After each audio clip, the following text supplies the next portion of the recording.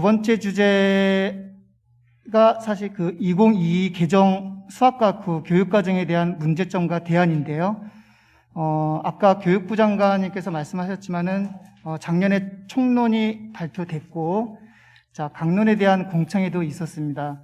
각 교과별 강론이 올 하반기에 확정될 예정이라고 하는데, 관련하여 제 좋은 교사운동 교육과정위원회신 김성수 선생님의 그 이야기를 한번 들어보도록 하겠습니다.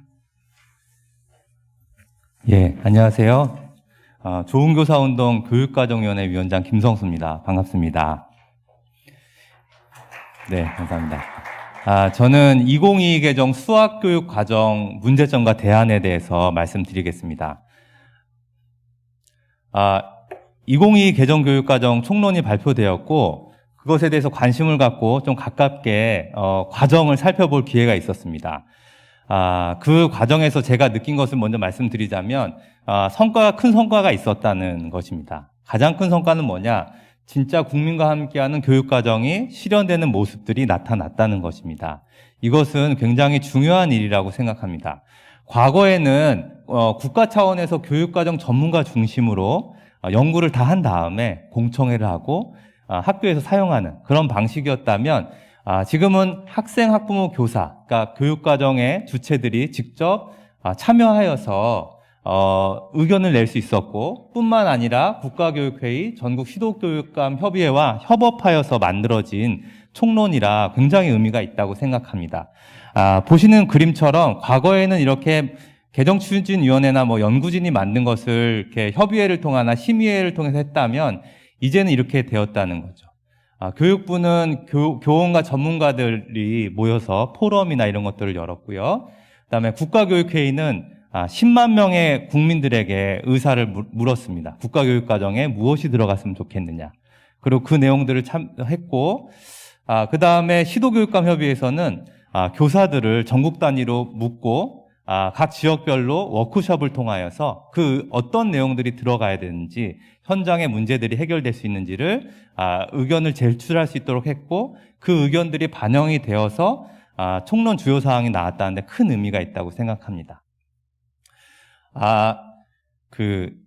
수기교육과정 개발 모형의 이론적 토대를 제공한 그 슈왑이라는 교육과정 학자가 있습니다.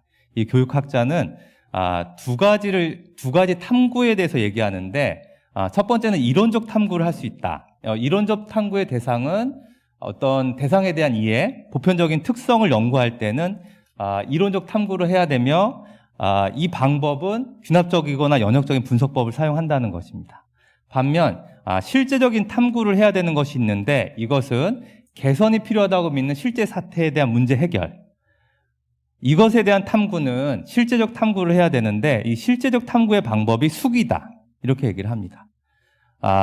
교육과정 개정이 수기과정이 반드시 필요한 이유는, 교육과정 자체는 사실 개정한다는 것은 현재의 문제를 해결한다는 의미가 있기 때문에 결국은 실제적 탐구가 필요하고 주체들의 수기가 필요하다는 이야기를 합니다. 이러한 교육학적인 의미를 본다면 이번에 교육과정이 굉장히 잘 진행이 되었다고 보고요. 사실 그 핀란드의 우리가 많은 이야기들을 하는데, 그 핀란드의 국가교육과정 개정 자체도 과거에는 연구자 중심으로 진행됐지만은 2014년도에 그 핀란드가 국가교육과정이 개정되었는데, 이때는 함께 만드는 공적 정책으로서 전환되었다, 이렇게 얘기를 합니다. 그러니까 우리가 요번에 했던 내용과 거의 비슷한 거죠. 그리고 이것이 핀란드 교육개혁의 성공의 핵심이다, 이렇게 연구 보고서에는 나오고 있습니다. 네. 그래서 요번에 두 가지 결실이 있었다고 생각합니다. 이 과정 안에서. 첫 번째는 인재 양성에서 사람을 위한 교육으로 교육과정의 비전이 바뀌었습니다. 인재 양성과 사람이라는 요 말 자체는 사실은 굉장히 몇 단어 안 되지만 이거 굉장한 의미가 있다고 생각합니다. 2009, 그러니까 이명박 정부에서 진행한 국가교육과정 개정의 그 비전은 글로벌 창의 인재 육성이었습니다. 그 다음에 2015에서는 창의 융합형 인재 육성이었고요. 그 다음에 요번에 2022 개정 교육과정 초기에는 포용적 혁신 인재 육성이었습니다. 근데 이것이 그 과정 안에서, 수기 과정 안에서 인재 육성은 이제 좀 우리가 아니다. 우린 이런 비전이 아니었으면 좋겠다. 포용적인 사람, 포용적인 시민, 주도적인 시민을 좀 키우는 교육이 돼야 된다. 라는 이야기를 했습니다. 그것들이 받아들여져서 이렇게 변했고, 사실 인재 육성 교육은 앞에서 그 김영식 대표님이 말씀하신 것처럼 우리나라 인재 양성 교육은 사실은 인재 선발 교육이죠. 그러니까 키우기보다는 선발하겠다는 거고, 그 선발 과정 안에서 대다수는 실패의 경험을 하게 되고, 그 실패의 경험은 학생들에게 열등감과 패배감을 줄 수밖에 없고 수포자 양성의 원인이 된다는 거죠. 이제는 그래서 결국은 이런 도구, 인재 양성의 도구의 교육이 과거의 패러다임이라면 그냥 목적으로 인간으로서 살아가는 민주적인 시민으로 살아가는 어떠한 교육 자체가 목적으로 되는 것을 전환되는 계기가 되었다고 생각합니다. 두 번째 결실은 학교 교육과정 자율화 확대의 토대를 마련했다는 것입니다. 우리나라 국가교육과정이 한 10여 차례 개정이 되었는데 이 과정 자체가 어떻게 보면 탈국가라고 볼 수 있습니다. 계속적으로 국가가 가지고 있던 교육과정의 권한을 학교와 교사, 최근에는 학생에게까지 넘기자는 어떤 그런 것이고 그것을 만들 토대가 만들어졌다는 것입니다. 대표적인 예로 과거에는 주당 34시간 수업을 이렇게 만들어서 진행했다면 이제는 17시간 학기별로 나눠지고 그 17시간을 16 플러스 1로 만들어서 그 1시간은 학교가 학생들에게 할 수 있는 것들을 뭐 학기 초에 마음을 여는 활동을 하겠다. 그러면 그런 것들을 할 수 있도록 만들었고요. 그 다음에 초등학교 1학년들이 학교에 적응할 수 있도록 학교가 프로그램을 만들어서 할 수 있도록 했고, 그 다음에 자유학기제를 자유학기제 플러스 진로연계학기 3학년 2학기에 학교가 학생들을 위하여서 고등학교 가서 무엇을 해야 될지 미리 진로를 탐색할 수 있는 것들을 학교가 자율적으로 할 수 있도록 권한을 주었습니다. 그러니까 과거에는 이런 것들이 그냥 어떻게 보면 수업 실수이지만 그것을 이렇게 암묵적으로 빼어서 하였다면 이것이 이제 할 수 있는 권한이 주어졌다는 것입니다. 여기까지는 이게 잘 갔는데 이제 앞으로의 우리 교육과정의 문제는 저는 그 총론과 강론을 연결을 어떻게 할 것인가, 이런 총론의 가치들을 강론에서 어떻게 만들 것이냐, 이것이 지금의 가장 중요한 사안입니다. 우리나라 교육과정 개정에 대한 많은 연구들을 보면 가장 심각한 문제는 총론과 강론이 연계되지 않는다는 것입니다. 그래서 한 연구에서는 이렇게 얘기합니다. 총론의 기본 정신은 구호에만 외치고 강론은 그와 별 상관없이 구성된다는 것입니다. 이것이 학교가 국가교육과정에 대해서 개정될 때마다 별 관심 없었던 이유였던 거죠. 그 핵심적인 이유는 이런 겁니다. 총론에서는 공통지침을 만들어서 강론에 반영되길 원하지만 강론에서는 특수성을 얘기하면서 지침을 받아들이지 않는다. 결국은 하던 대로 하는 거죠. 이런 것들을 어떻게 바꿀 것이냐, 국민들의 의견들을 어떻게 넣을 것이냐, 이것이 현재 가장 중요한 문제고, 그래서 교육부는 이런 부분들을 어떻게 진행하겠다. 국가 총론위원들을 강론할 때 같이 참여하게 하겠다거나, 아니면 중간중간에 개정되는 내용들을 계속 발표할 수 있게 한다거나, 현장 교원 50%를 참여하게 한다거나, 이런 것들을 하고 있는 거죠. 근데 이것이 과연 될지, 이것은 우리가 계속적으로 지켜봐야 되는 일이라고 생각합니다. 자, 그럼 여기까지가 국가교육과정이라면 수학교육과정은 어떻게 되는지 좀 살펴봐야 됩니다. 수학교육과정도 지금 1년 동안 좋은 수학교육과정을 만들기 위해서 1년 동안 연구가 진행되었고, 2차례 연구가 진행되었고, 그 2차례는 2022 수학교육과정을 만드는 데 굉장히 중요한 연구입니다. 그 연구가 어떻게 진행되었는지 잠깐 설명을 드리자면 1차 수학교육과정 개정을 위한 기초연구가 있었습니다. 이것은 연구보고서가 발표되었죠. 제목은 포스트 코로나 대비 미래지향적 수학과에 대한 연구입니다. 네.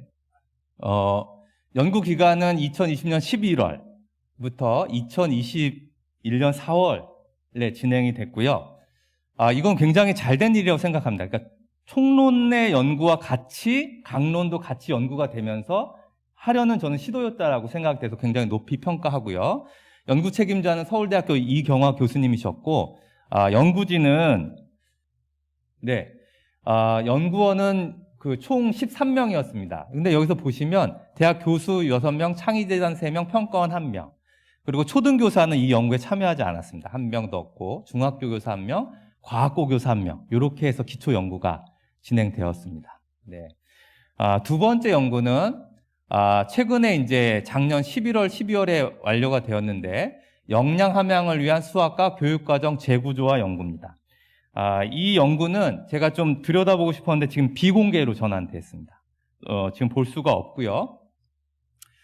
이거는 그 4월부터 11월까지 진행이 되었고 연구 책임자는 강원대학교 김선희 교수님께서 해주셨습니다. 공동 연구자 포함해서 12명이 참여하셨고요. 대학 교수 5명, 창의재단 1명, 평가원 1명, 그리고 초등교사 1명이 있고 중학교 교사는 0명이며 요번에 고등학교 교사가 3명입니다. 예. 보시면 좀 1, 2차 이 연구가 굉장히 중요한데 좀 문제가 있는데 일단 교수 연구자 위주로 구성되었기 때문에 수학교육 현장의 문제가 무엇인지 제대로 파악하지 못하고 있습니다. 제가 1차 연구를 수차례 읽어봤는데 현장의 이야기가, 현장의 문제가 무엇인지가 잘 드러나 있지 않고 주로 내용은 4차 산업혁명, 디지털 시대, 미래사회에서 수학이 중요하다는 이야기가 주로 되어 있고 그다음에 외국 사례가 10개의 나라의 수학 교육 과정의 사례가 주로 나와 있는데 주로 외국 고등학교는 우리나라 고등학교보다 많이 배운다. 이런 내용들로 주로 좀 되어 있습니다. 사실은 그 말들이 외국에 있는 그 고등학교가 더 많이 배울 수 있는데 교육이라는 게 지금 사회 문화적 맥락이 있지 않습니까? 우리나라에서 수학을 배우는 것과 핀란드에서 수학을 배우는 건 전혀 다른 이야기입니다. 우리나라에서 배우는 것들은 사실은 12년 동안 배운 내용들을 하나도 빠짐없이 알고 있어야지만 입시에 다 연결이 되기 때문에 꼼꼼히 알아야 되는 어떤 그러한 것이고 선택권이 전혀 없습니다. 우리 아이들에게는 미적분 배울 때까지. 하지만 외국 같은 경우에는 어떤 내용을 배워야 되는지를 본인들이 선택할 수 있죠. 고등학교 때. 그런 것들이 굉장히 다른 점이 있다는 거죠. 그리고 여기서 좀 아쉬운 건 뭐냐면은 수학교육 개정 과정 안에서 사실은 그 2015가 있고 그 다음에 이제 자유학기제가 들어갔기 때문에 중학교에서 분명히 자유학기로 인해서 학교마다 수학 시수가 감축되었습니다.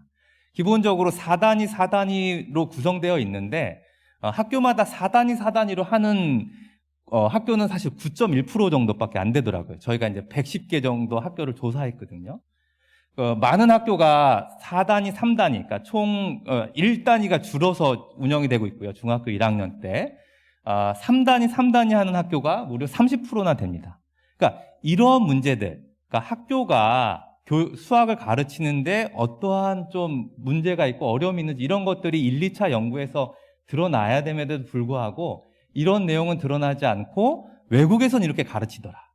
뭐 이런 내용들이 주로 있다는 거죠. 이제 두 번째 문제는 형식적이고 의미 없는 현장 의견 수렴 과정이 거쳤습니다. 아까도 말씀드렸지만 현장의 개선의 문제들이 교육과정 개정의 가장 큰 이슈입니다. 그렇다면은 연구진 자체도 현장 교사가 없다면 설문조사라든지 다양한 의견 수렴을 했어야 되는데 굉장히 형식적이고 의미 없는 현장 의견 수렴만 있었다는 겁니다. 1차 연구에서는 현장 의견 수렴하는 과정 자체가 아예 없고 그 전에 타 연구에서 2015 뭐 개정 수학 교육과정 실태 조사한 것들을 사용합니다. 그러니까 1차 때 조사를 안 했다는 거죠. 그리고 2차에서는 더 좀 당황스러웠던 건 뭐냐면은 모든 내용이 어느 정도 결정된 다음에 맨 마지막에 설문조사를 합니다.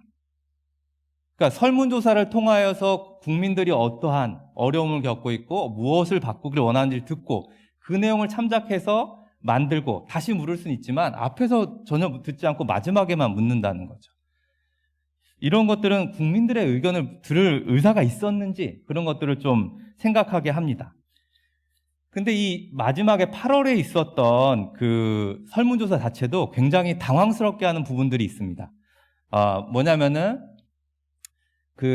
이렇게 해서 이제 국민과 이제 교사들에게 나갔는데 수학과 교육과정 재구조화를 위한 설문조사 참여 안내 이렇게 이제 나갔고요. 이게 뭐 재구조화한다, 뭐 2022 개정 수학 교육 과정에 참고하려고 한다, 이런 내용들이 전혀 없어요. 그냥 역량 함양을 위한 수학과 교육 과정 개정 방안을 모색하는 데 목적에 있어, 뭐 이렇게 하고 참여하면 기프티콘 주겠다, 뭐 이런 내용들이 되고, 그래서 저도 이제 기프티콘 좀 받고 싶어서 참여했는데 내용이 한글 22페이지 내용입니다.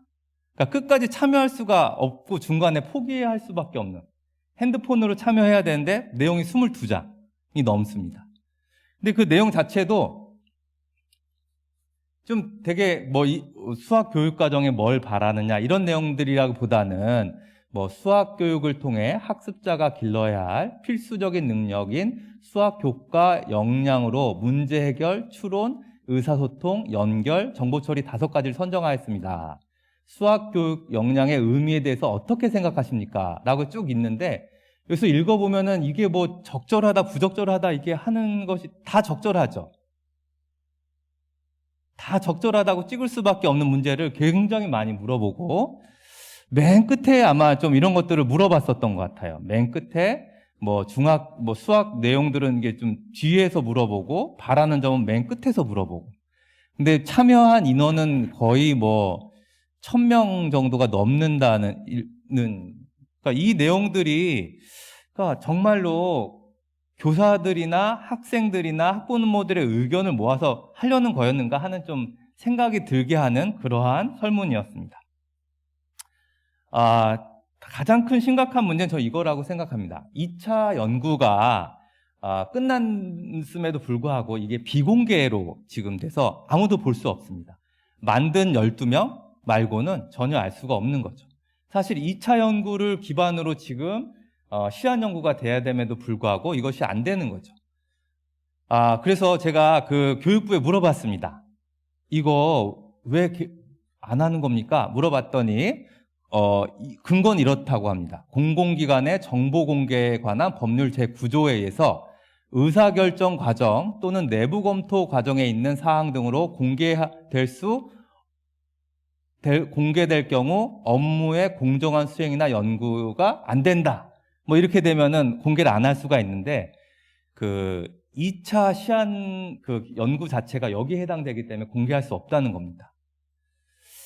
국민과 함께하는 교육과정 개정에서 연구보고서 공개가 현저하게 지장을 초래할 일인지, 국민과 함께 만들겠다고 하지만 연구를 한 내용들을 공개할 수 없다는 게 말이 되는 건지, 이건 좀 한번 생각해 봐야 된다는 것입니다.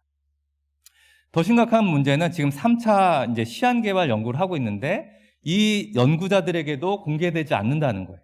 그러니까 1년 동안 했었던 것이 저는 전혀 제로라는 거죠. 국민과 함께하는 교육과정이 아니라 이거는 다시 과거로 회귀한 것보다 더 과거로 돌아가서 밀폐교육과정 개정이 아닌가, 이 부분에 대해서 좀 심각하게 생각해 봐야 된다는 것입니다. 그래서 오늘 그 교육과정 개발을 연구 책임자분을 저희가 이제 섭외하고 국회를 통해서도 섭외하려고 했지만 시간이 안 된다는 이야기만 일관되게 하고 있어서 도대체 왜 이렇게 됐는지 우리는 현재 알 수 없는 상태입니다. 그래서 좀 추측을 했습니다. 제가 추측을 좀 했는데 왜 국민과 함께 하지 않는 수학교육과정 개정이 되고 있을까, 이런 고민을 좀 하면서 여러 가지 좀 추측을 해봤는데, 저는 국민이나 교육 어떤 현장보다는 기술과학계 요구가 너무 수학교육과정 개정 과정에서 더 큰 입김을 작용하고 있기 때문이다. 그런 거 아닌가, 이런 생각을 했습니다.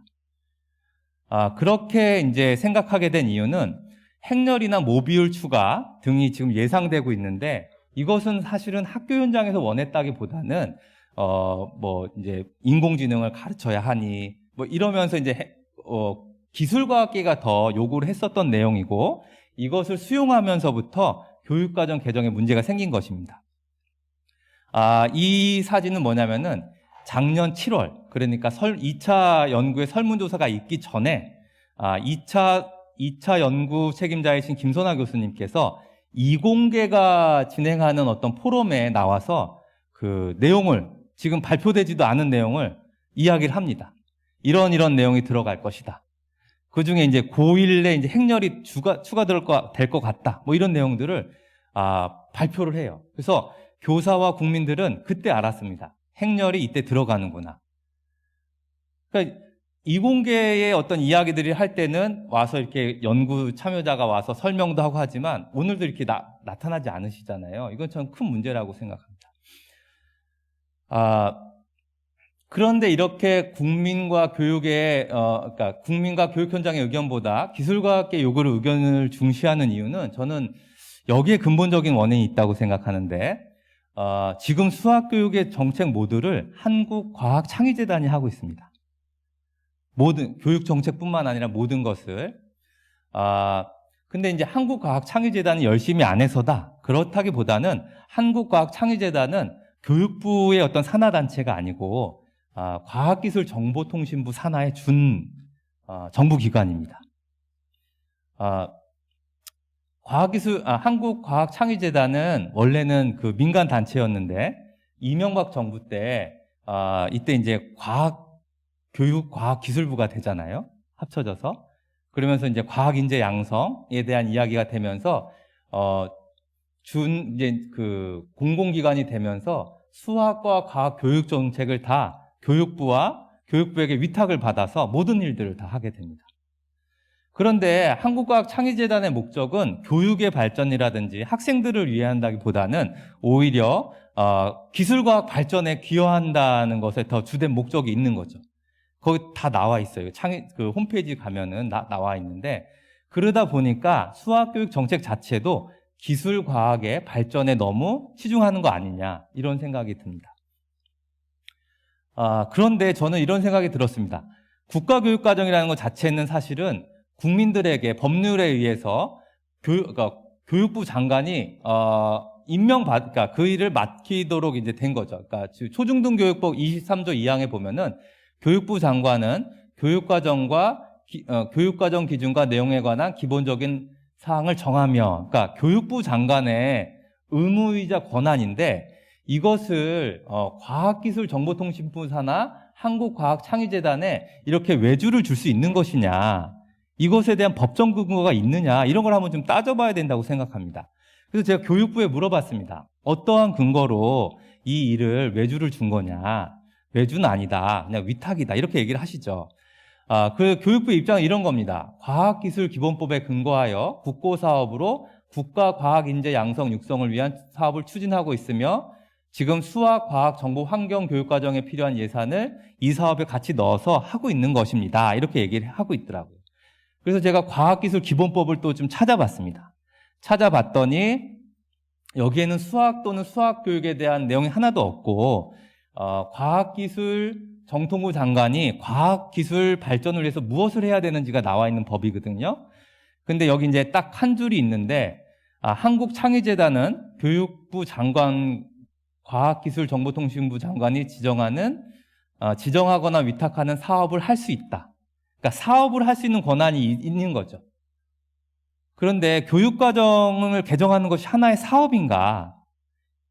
사업이라는 건 어떤 학교는 선택할 수도 있고 선택할 수 안 할 수도 있지만 그 교육과정은 모두에게 사실은 영향을 미치는 거기 때문에 이거 자체가 말이 되는가 이런 생각이 듭니다. 그래서 저는 교육부 장관이 법적 근거 없는 교육과정 개정을 이렇게 위탁 주는 것 자체를 중단해야 된다. 교육부가 하든 아니면 교육기관이 해야 되는 거 아닌가. 그것이 가장 근본적인 문제라고 생각합니다. 자, 그러면 대안을 좀 말씀드리고 싶은데 일단은 대안으로는 지금 이제 2차까지가 다 이제 그 연구가 공개되지 않았기 때문에 초심으로 돌아가서 정말 국민들이 원하는 그러니까 수학교육과정이 무엇인지 한번 좀 다시 한번 물어봤으면 좋겠습니다. 이 사진은 국가교육회의가 10만 명의 그 국민들에게 그 국가교육과정이 무엇을 지향해야 됩니까? 라고 물어본 거예요. 그랬더니 행복과 이런 것들, 인재 양성보다는 행복과 이런 것들에 대해서 좀 더 추구해줬으면 좋겠다 이런 얘기를 했거든요. 그래서 수학교육 지향점과 가치는 무엇인지 국민들에게 한번 좀 물어보자. 이왕 늦은 거. 그래서 정말 디지털 산업시대에 맞는 이공계 전문 인력 양성이 국민들이 원하는 것인지 아니면 모든 학생이 수학을 배우는 즐거움을 회복하는 것이 국민들이 원하는 것인지 물어보고 그것에 대해서 어차피 수학 교육과정이라는 것 자체는 교육 목표를 이루기 위한 계획이거든요. 그러니까 그 목표가 무엇인지 좀 명확하게 하고 다시 시작해야 된다고 생각합니다. 두 번째는 개정 과정에서 내용에 대한 투명한 의사소통을 좀 만들어야 됩니다. 지금 교육부에서 발표한 거는 분명히 이제 주요 사항이 발표된 다음에 그 다음에 만드는 과정 안에서 그 토론회든 포럼회든 그런 것들을 하겠다라고 이야기를 하고 있고요. 그 다음에 교과 교육 과정에 대한 시안에 대해서 초중고 학생을 대상으로 의견 수렴을 하겠다라고 되어 있습니다. 지금 만들어지는 과정 안에서. 그렇게 벌써 교육부가 발표했는데, 그런데 지금까지 예정된 토론이나 포럼회, 그 다음에 어떻게 국민들에게, 초중고에게 그 중간중간 과정 안에서 의견을 물을 것인지에 대해서 전혀 계획이 없습니다. 2차 연구 자체는 비공개로 됐고, 그리고 이렇게 묻는다고 교육부가 발표했지만, 이렇게 어떻게 물을 것인지에 대한 계획이 없어요. 이제 1년도 채 안 남았는데.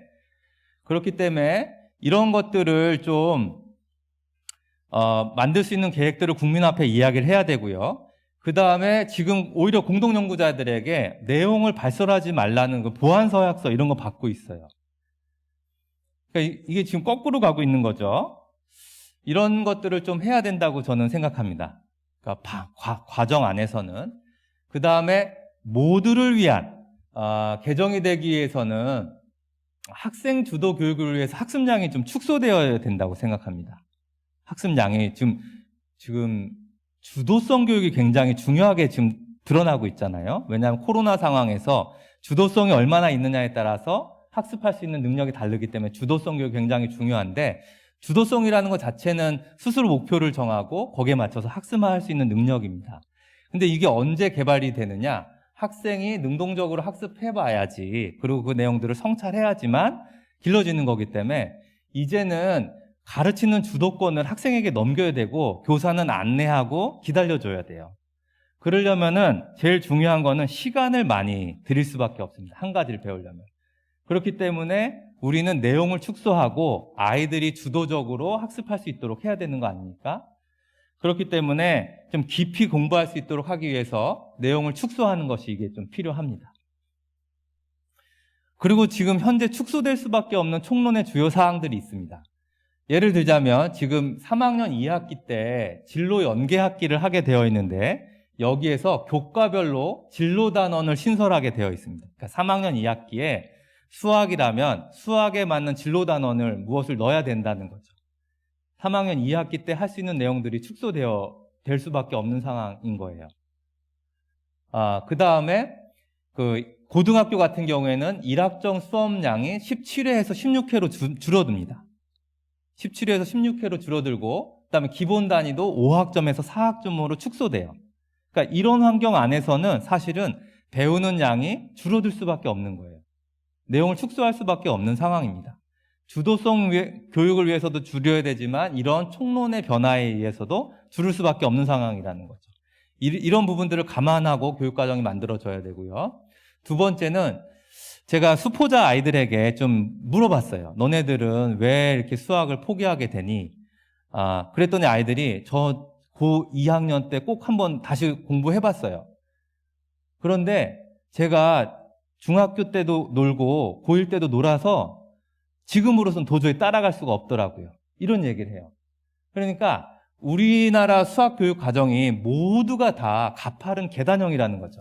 그러니까 전 계단의 내용을 모르면 다음 계단 올라갈 수가 없어요. 모든 내용이. 그렇기 때문에 또다시 공부를 해보고 싶지만 할 수가 없는 거죠. 예를 들어서 이제 일본 교육과정 같은 경우에는 수원, 수투, 1, 2, 3으로 나가는 건 위계적이지만 수학 A, 수학 B, 수학 C는 이런 위계성이 좀 약한 수학 교육과정이 있어요. 그러니까 우리나라는 그렇다고 모두가 이제 계단형이기 때문에 고3 때 만약에 수학을 포기하면 고2 거, 고1 거, 중3 거, 중2 거, 최소한 초등학교까지 내려가야 돼요. 그럼 다시는 올라올 수 없는 거죠. 그래서 저는 차기 교육과정은 뭐 이공계 학생들을 위해서 이렇게 계단형으로 갈 수 있죠. 근데 이 계단형 말고 그냥 초등학교, 중학교 개념만 알면 자기 적성에 맞거나 자기 진로에 맞는 교육과정을 만들어줘야 된다는 생각입니다. 이게 모두를 위한 교육과정에서 반드시 필요하지 않나. 예를 들자면 성남의 금융학교란 성남금융학교에서 상업수학이라는 과목들을 만들었는데 거기는 그 초등학교, 중학교 내용만으로 아이들에게 이제 가르칠 수 있는 내용을 교과서까지 만들어서 이제 하시더라고요.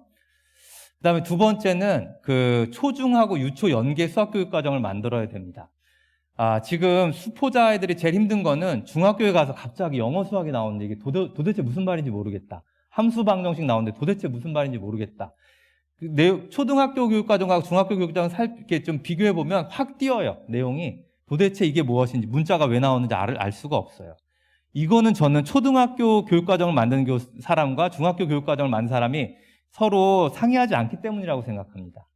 이런 문제들 바로 잡아야 되고 그 다음에 지속적으로 얘기하지만 초등학교 1학년 때 아이들이 기억, 니은을 배울 때 초등학교 수학 교과서는 8, 많다, 적다 이런 걸 읽어야 돼요. 이 문제 계속적으로 얘기하고 있는데 바뀌지 않아요. 이거는 분명히 국어 교육과정 만든 사람하고 수학 교육과정 만든 사람이 서로 상의하지 않는 일이다.